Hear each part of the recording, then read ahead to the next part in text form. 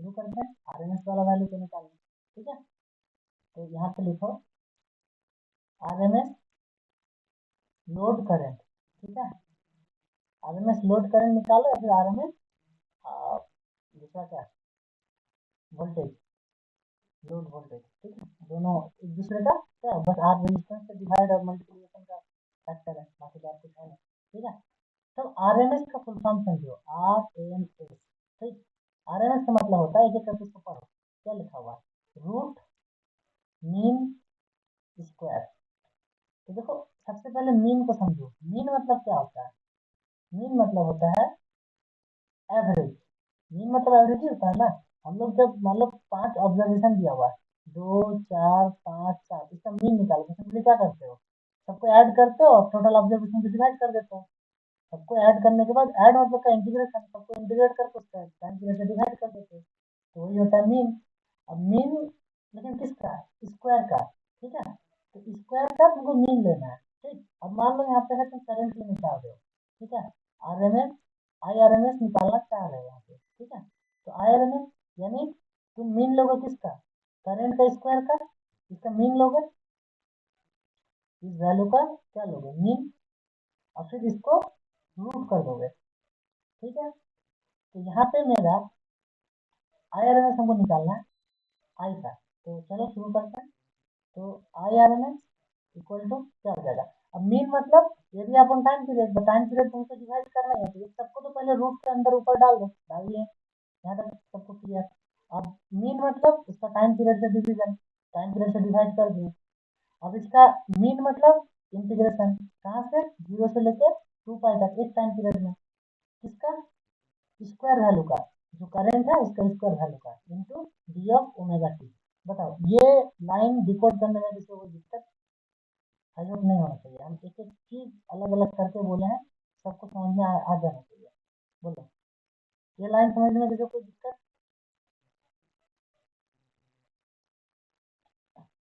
नहीं, बोलो yes no, no yes, जो भी है रिपीट। देखो RMS रूट मीन स्क्वायर, तो इसको एक्चुअली पढ़ते हैं हम लोग इधर से, एक्चुअली है इधर लेकिन हम लोग कैलकुलेट इधर से शुरू करते हैं। ठीक है, पहले स्क्वायर करते हैं फिर इसका मीन लेते हैं फिर इसका रूट निकालते हैं, पहले स्क्वायर फिर मीन फिर रूट। ठीक है, अब मान लो तुम्हारे पास दिया, तुमको इसका निकालना है, आई आई RMS निकालना है। ठीक है, किसका, एक आई करंट का। ठीक है, आई करंट का, तो सबसे पहले क्या है स्क्वायर, तो आई का स्क्वायर करो, कर दिए स्क्वायर, आई का स्क्वायर कर दिए, फिर उसका क्या लो मीन, मीन कैसे लिया जाता है, integration by time period, area by time period, square करके area by time period, square करके एरिया कैसे निकला जाता है, इंटीग्रेशन और उसका टाइम पीरियड से डिवाइड। तो ये हो गया तुम्हारा स्क्वायर किए उसका इंटीग्रेट करके उसका टाइम पीरियड से डिवाइड कर दिया, तो ये हो गया तुम्हारा मीन, और फिर रूट, रूट माने इसका ओवर टोटल का रूट। अब क्लियर है IRMS, बोलो यस। तो चलो इसको आगे सॉल्व करते हैं, है ना। देखो अब है तुम्हारा ये IRMS इक्वल टू क्या हो जाएगा, ये तो रूट में है, क्या 1/2 पाई, ये तो कांस्टेंट बाहर ही रखते हैं, इंटीग्रेशन 0 से लेकर 2 पाई। अब आई स्क्वायर, तो आई मेरा क्या था, I equal to I max का था, आई एम इस फॉर्म में लिख सकते हैं, आई एम स्क्वायर साइन स्क्वायर, ये स्क्वायर कर रहे हैं इसका स्क्वायर ओमेगा टी, क्योंकि हम इसका स्क्वायर वैल्यू कर रहे हैं, आई मेरा I am sine omega T था जो करंट फ्लैक्चुएट कर रहा था उस हिसाब से, तो ये है, इसको अंदर पुट करो तो क्या हो जाएगा, आई M square sine square omega T into D of omega T. ठीक है, तो पूरा इंटीग्रेशन में आ गया। ठीक, अब देखो एक एक स्टेप समझ के जाना एकदम बहुत इंपॉर्टेंट है यहाँ पे, एक एक स्टेप। तो ये हो गया तुम्हारा, अभी एक काम करते हैं कुछ देर के लिए दोनों साइड स्क्वायर कर लेते हैं, कर ले तो ये वाला रूट हट जाएगा, अगर दोनों साइड स्क्वायर करें तो हम इसको कुछ देर के लिए IRMS स्क्वायर मान के चल रहे हैं, क्योंकि बार बार रूट लगाना अच्छा नहीं लगता है। तो इसको हम लोग क्या लिख सकते हैं 1/2 पाई, ये तो कॉन्स्टेंट है, और आई रूट को तो ये हम हटा दिए, तो ये आई एम स्क्वायर भी कांस्टेंट है, इसको हम क्या आई एम स्क्वायर यहाँ पे लिख सकते हैं, कांस्टेंट है। अब जो इंटीग्रेशन करना है आपको 0 से लेके 2 पाई तक, ठीक है, किसका, ये साइन स्क्वायर का। तो साइन स्क्वायर का इंटीग्रेशन हम लोग डायरेक्टली जानते नहीं है, हम तो क्या करेंगे, एक्सपेंड करेंगे, ठीक है। या फिर यहाँ पे एक और स्टेप लिख सकते हैं, जो कि ये हाफ वेव रेक्टिफायर का था, ये सिग्नल कहाँ से कहाँ यूज कर रहा था, 0 से लेकर पाई तक के लिए, तो इंटीग्रेशन का वैल्यू चेंज हो जाएगा, 0 से लेकर पाई तक हो जाएगा, है ना। इसका साइन स्क्वायर, अब देखो इसको हम डायरेक्टली यहाँ पे लिख रहे हैं, साइन स्क्वायर ओमेगा टी क्या होता है, साइन स्क्वायर ओमेगा टी क्या होता है, 1 - कॉस 2 ओमेगा टी, यहाँ पे हम लिख दे रहे हैं sine square omega t equal to 1 - cos 2 omega t, है ना। चलो, ये होता है। अब इसको ये वाला को हम क्या कर रहे हैं, डायरेक्टली यहाँ पे एक्सपेंड करके लिख रहे हैं, तो देखो तो क्या कर सकते हैं, यहाँ पे लिखते हैं, क्या लिखते हैं, ये देखो हम पहले एलिमिनेट कर दिए, हाँ 0 से 2 पाई था ना, यहाँ पे हटा दिए, क्योंकि ये सिग्नल कहाँ से कहाँ यूज कर रहा था। इसको चाहो तो तुम और एक स्टेप में दिखा सकते हो, लेकिन हम लोग पीछे बढ़ते हैं, बार बार इसको करेंगे, तो इतना हो ही गया। तो ये क्या हो जाएगा, 1 - कॉस ओमेगा टी यानी 2 ओमेगा टी हो जाएगा, ठीक है। इसका इंटीग्रेशन हमको करना है, ठीक, इसका इंटीग्रेशन करना है, कहाँ से इसी से डी ओमेगा टी से। हाँ, एक ही हाफ ना लिए, ये 0 से पाई, ये 2 पाई को हटा दिए, 0 से लेकर पाई तक ये जो 2 पाई इंटीग्रेशन था उसको हटा दिए ना, ठीक है। तो ये इंटीग्रेशन है मेरा, बाहर तो I M square by 2 pi M, ठीक। अब इंटीग्रेशन करो, वन का इंटीग्रेशन क्या होता है, सिंपली टी, जैसे सिंपली ओमेगा टी हो जाएगा, है ना। और माइनस कॉस 2 ओमेगा टी का हो जाएगा, कॉस का साइन होता है, तो साइन 2 ओमेगा टी, और ओमेगा टी के रेशियो में कर रहा है, तो नीचे का डिवाइड हो जाएगा 2, और इसका इंटीग्रेशन कहाँ से 0 से लेकर पाई तक। अब वैल्यू पुट करो, तो यहाँ पे क्या हो जाएगा, आई एम स्क्वायर बाई 2 पाई, ठीक। अब वैल्यू जैसे पुट करोगे, पाई पुट करोगे, तो सबसे पहले पाई हो गया, माइनस साइन पाई क्या होता है, तो बोलोगे sine pi, sine pi, sine pi, अभी जस्ट ग्राफ में समझा है, बोलो तो साइन पाई क्या होता है, ग्राफ में समझाया थे, कितना तुम लोग ध्यान दे रहे हो कि नहीं दे रहे पता नहीं, ठीक है। तो इसको पुट करो, साइन पाई, तो साइन पाई एन पाई, यानी साइन एन पाई के मल्टीपल में हमेशा 0 होता है, ठीक है। तो साइन 2 पाई हो 3 पाई हो 5 पाई, साइन एन पाई हमेशा 0 होता है, ठीक है, अपन 2, हाँ अभी मैंने लिखा दिया, ठीक, ये हो गया। इसको हम लोग ब्रैकेट के अंदर रखते हैं, ये एक ब्रैकेट हो गया यहाँ पर। और माइनस में फिर अब 0 पुट करो, तो 0 इसमें पुट करोगे तो ऑलरेडी 0 होगा, 0 होगा, ठीक है। और फिर माइनस में साइन 0 0 होता है, ये भी 0 होगा, है ना। तो ये आई होप सबको क्लियर है। क्या बोल रहे हो, एक हाफ मल्टीप्लाई होगा ना, एक हाफ मल्टीप्लाई होगा तो समझे? माइक ऑन करके बोलो, एक हाफ कौन सा बोल रहे हो,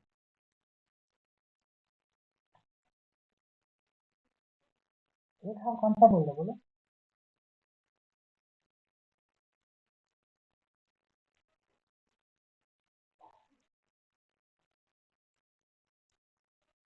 कुछ मिस कर रहे हैं क्या,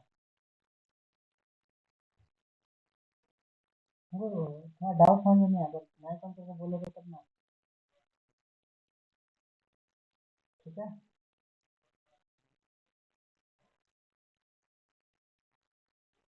ओ अच्छा अच्छा, समझ गया। हाँ समझ गया, समझ गया साइन फार्मूला में एग्जैक्टली, करेक्ट करेक्ट करेक्ट, ये फार्मूला में बाई 2 होता है, ठीक है, बाई 2, यानी यहाँ पे एक डिवाइडेड बाई 2 होगा, ये 2 बाहर मल्टीप्लाई कर देंगे, तो यहाँ पे ये 4 हो जाएगा। ओके थैंक यू, चलो अब ठीक है, अब ठीक है, वो 2 छूट गया था यहाँ पे, ये फार्मूला में ये होगा, ठीक है। नहीं तुम लोग का वॉइस हमको सुनाई नहीं दे रहा, अगर कोई कुछ बोल रहे थे काफी कुछ सुनाई नहीं, हम सुनाई नहीं दे रहा।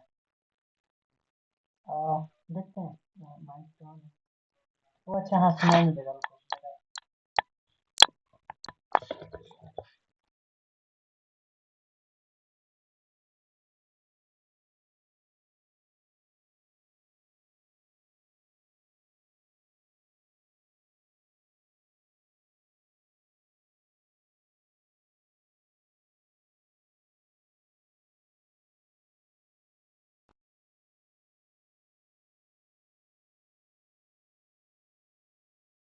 नहीं आ रहा है। ठीक है हम, हाँ अब ठीक है, अब आ रहा है, अब बोलो। हाँ हाँ अब बोलो, अब कुछ बोलो, अब शायद आया था, वो स्पीकर कनेक्ट था उसीलिए। या फिर इस डेरिवेशन के बाद हम रिज्वाइन करते हैं, ठीक है। इसको पहले कंप्लीट कर लेते हैं, इसको यहाँ बीच में रोकते नहीं है, अच्छा नहीं लग रहा बीच में रुका हुआ। तो यहाँ पे एक चीज़ देख लो कि साइन पाई हमेशा क्या होता है, sine n pi equal to 0 always, ठीक है। एन का value, n belongs to integer, ये हमेशा क्या होता है 0, यानी ये वाला वैल्यू क्या हो जाएगा 0। तो बचा क्या, ये 0 इधर 0, तो सिर्फ पाई बचेगा। तो यहाँ पे क्या बचेगा फाइनली, बोलो। यहाँ बचेगा आई एम स्क्वायर पाई बाई 4 पाई। तो यहाँ से देखो पाई पाई कैंसिल, तो फाइनली बचा क्या हमारे पास, फाइनली हमारे पास क्या बचा, आई आर एम एस ये स्क्वायर कर रहे थे equal to V M square by, sorry I M square, क्या बचा पीछे, क्या बचा, आई एम स्क्वायर बाई 4 है ना, क्या है आई एम स्क्वायर बाई 4। तो यहाँ से आई आर एम एस क्या बन जाएगा, I R M S equal to root over I M square by 4, और रूट उसमें कर दोगे तो आई एम का सिर्फ आई एम बचेगा, 4 का 2 बचेगा, ठीक है। तो आई आर एम एस यहाँ से हमको क्या मिल गया, आई एम बाई 2, ठीक है। क्लियर है सबको, ठीक है। और यहीं से अगर तुमको वी आर एम एस निकालना है, वी आर एम एस, तो वी आर एम एस क्या हो जाएगा, V equal to I R होता है। तो आई आर एम एस मेरे को पता है क्या है, आई एम बाई 2 और इंटू आर। अब आई का मैक्सिमम वैल्यूज को आर के साथ मल्टीप्लाई कर दोगे तो क्या मिल जाएगा, वी एम बाई 2, ठीक है। तो यहाँ से V R M S, I R M S, I hope सबको क्लियर है। एक बार सबको यस और नो टाइप करो अगर सबको क्लियर है तो, और जिसको भी दिक्कत है वो पूछ सकते हो, ठीक है। तो हम लोग यहाँ से आई आर एम एस और V R M S of a what, क्या बोलते हैं उसको, हाफ वेव रेक्टिफायर का कैलकुलेट कर लिए, ठीक है। तो हम लोग अभी तक क्या क्या 2 चीज़ कैलकुलेट किए, एक बार सब कोई बताना। एक हम लोग कैलकुलेट किए, एक हम लोग कैलकुलेट किए क्या, वी आर एम एस, और एक हम लोग क्या किए थे वी एवरेज, ठीक है। तो वी आर एम एस हम लोग को क्या मिलता, वी एम बाई 2, और वी एवरेज हम लोग को क्या मिला था, वी एवरेज क्या मिला था हम लोग को, क्या मिला था बोलो, वी एम बाई क्या, pi, V M by pi, okay. और एक चीज़ बता दो यहाँ पे, आई आर एम एस क्या मिला हम लोग को, I R M S equal to I M by 2, और आई एवरेज, देखो आई एवरेज जो होता है ना, एवरेज वैल्यू को हम लोग डीसी वैल्यू भी बोलते हैं, डीसी वैल्यू, या फिर इसको तुम क्या बोल सकते हो, वी डी सी, ठीक है।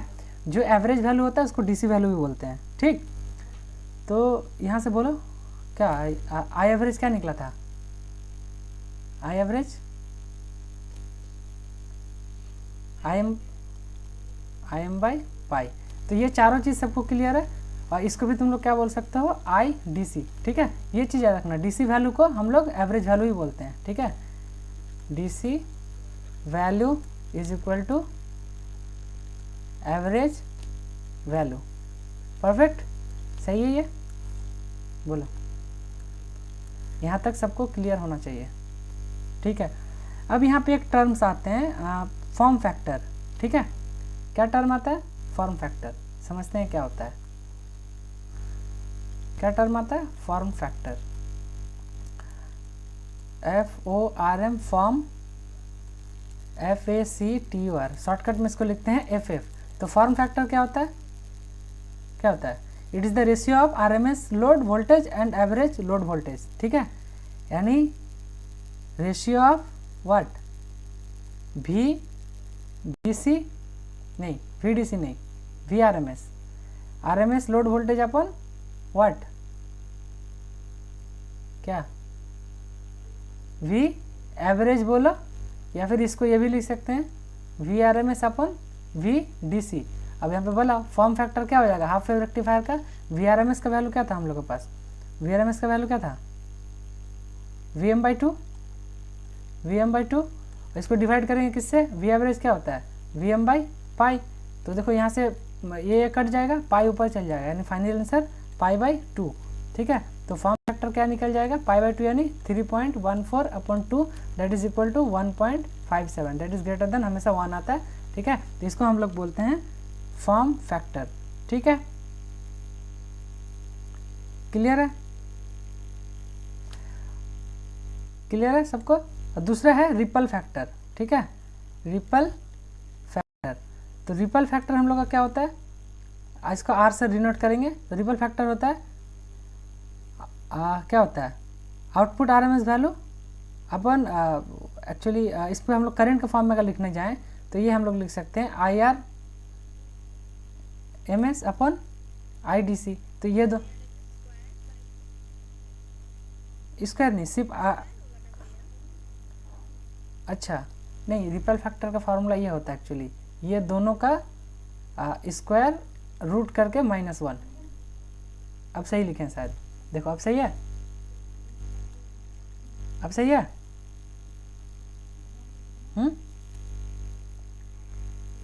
अब ठीक है, ओके। अब यहाँ पे वैल्यू पुट करो, वैल्यू पुट करो और यहाँ से तुमको आंसर मिल जाएगा। दोनों चीज़ हम निकाल के रख दिए 1.21, ठीक है।